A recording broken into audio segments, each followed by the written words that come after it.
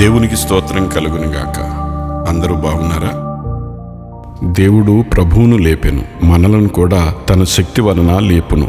1 కొరింథీ 6:14. ఆయన పునరుద్ధాన శక్తి మాత్రమే విఫలమైపోయిన మన జీవితాలను తిరిగి సరిచేయగలదు.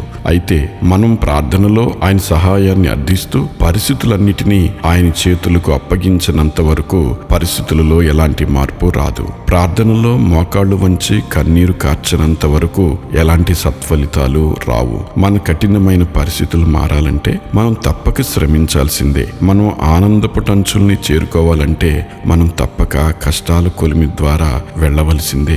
మనం సంతోష శిఖరాలను అధిరోహించాలంటే మనం తప్పక శ్రమలోయల ద్వారా పయనించాల్సిందే. వేరే మార్గం లేదు. అవును, చెడిపోయిన మన జీవితాలను తిరిగి సరిచేయబడాలంటే తప్పక మోకరించి ప్రార్థించాల్సిందే.